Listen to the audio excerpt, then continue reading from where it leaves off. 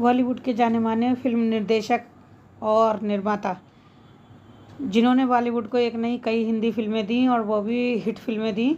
आप लोगों ने देखी होंगी शान, सागर, सीता और गीता, शोले, अंदाज, शक्ति, ज़माना दीवाना, दम मारो दम।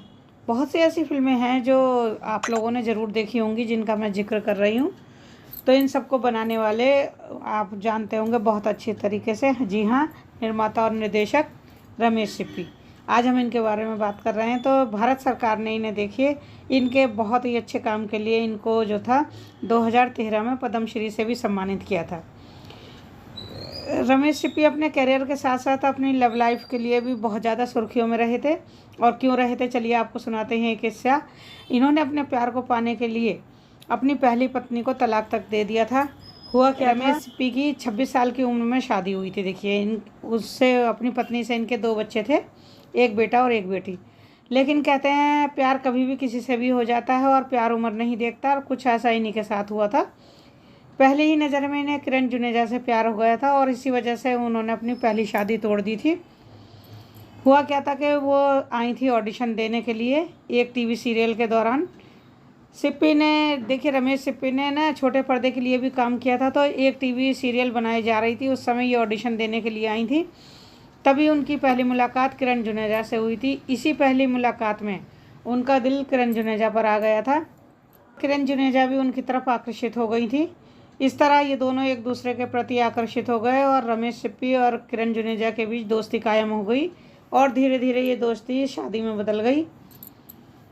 23 साल छोटी किरण के लिए उन्होंने अपनी पहली पत्नी को तलाक दे दिया था। रमेश सिप्पी को किरण से प्यार हुआ और दोनों डेटिंग करने लगे। रमेश और किरण की उम्र में 23 साल का फासला था, लेकिन इसके बावजूद उन्होंने अपने प्यार को मंजिल देने की ठानी और 4 साल डेट करने के बाद, बहुत ही सोचने समझने के बाद, उन्होंने अपनी पहली पत्नी को पहले उसे तलाक दिया और सन 86 में यानी कि 1986 में उन्होंने किरण के साथ शादी कर ली।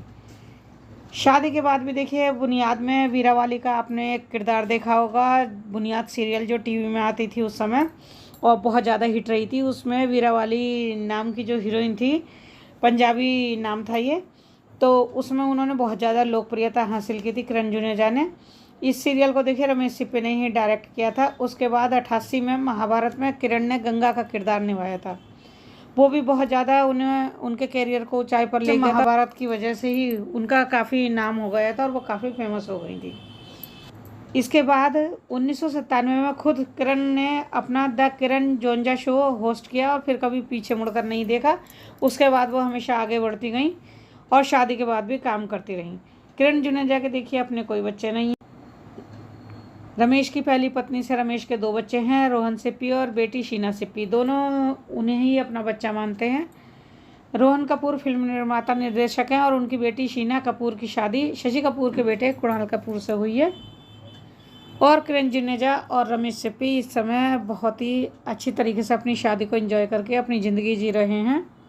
किरण जुनेजा को आपने 2006 में खोसला का घोंसला, जब भी मैट, स्वीटी वेट्स, NRI और फैशन, क्रश ऐसी फिल्मों में देखा होगा। और रमेश सिप्पी ने अब तक तमाम फिल्में दर्शकों को दी, लेकिन जो पहचान और सफलता उन्हें शोले ने दी वो किसी और फिल्म ने नहीं दी।